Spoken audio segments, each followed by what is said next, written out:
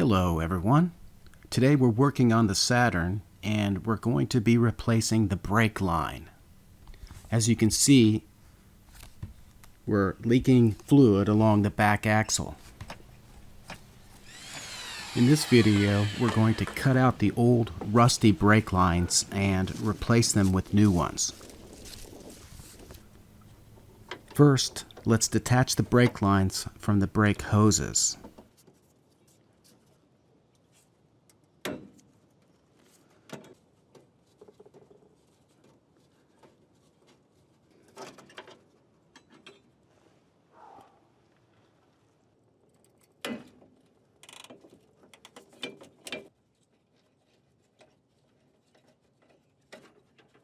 We are replacing the rear brake lines all the way up to the master cylinder.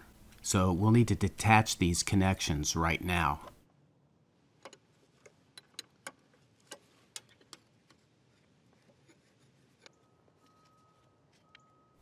This is a clamp right below the master cylinder. You'll need to pry the lines out. The next clamp is along the firewall. It's a little harder to reach. It's a push-style retainer clip. Underneath the car, you'll find a series of these brackets that fasten down the fuel line and the brake lines to the underbody of the car. They're held into place by these hollow nuts or caps. The rubber hoses are the fuel lines. The fuel and brake lines travel together along the left side of the vehicle. Then they make a turn here towards the center of the vehicle underneath this center plate.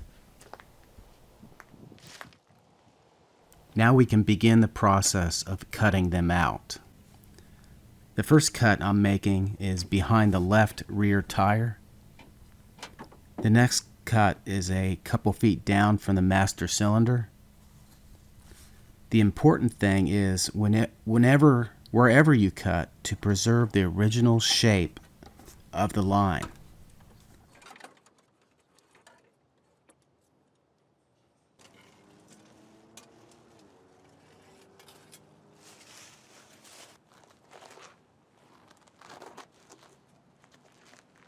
This is where the brake line failed. You can see the hole here. That's all it took to cripple the hydraulics. The next step in our project involves duplicating each piece we cut, bend for bend, then joining them together with these couplers.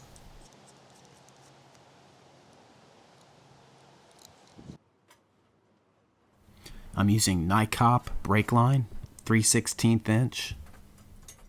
I think NICOP is great.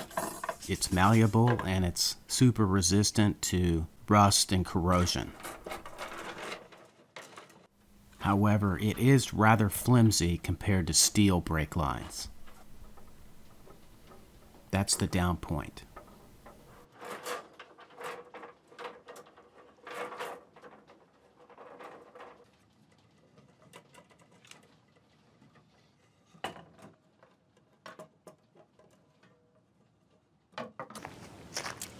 We're done bending. Our next step is flaring each individual piece.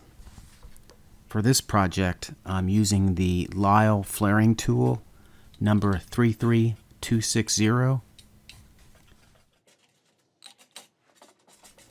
Between this tool and the copper tubing, you shouldn't have any problem flaring.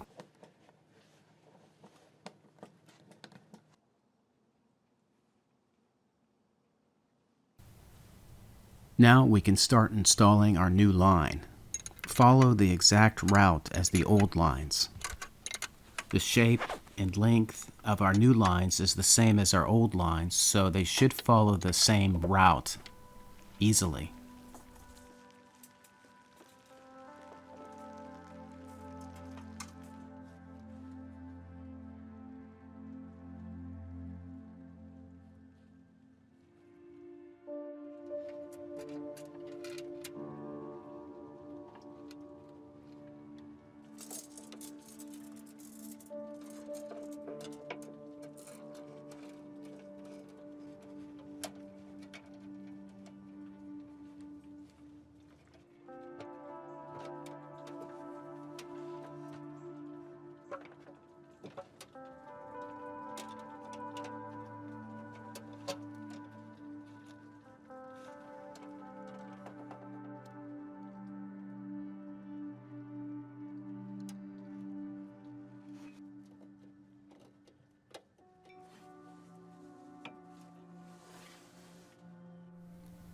Don't forget these two clips on the inside part of the rear axle.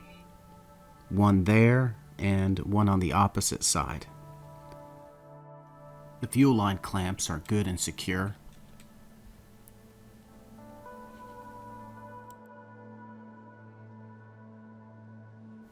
Our center plate. We'll need the brake fluid topped off for our next step because we're bleeding the brakes. First, I gravity bled the brakes for about 5 or 10 minutes. After the fluid started running clear, then I used the pry bar method. Pump up the brakes and release the pressure. Do that 6 or 7 times for each wheel until you've purged all the bubbles from the system. Then you're finished. It's not that difficult of a project if you have the right tools. But it does take time, and you have to do everything right. Once you've finished bleeding the brakes, check for any leaks and go for a test drive. Thanks for watching, and I'll see you on the next video.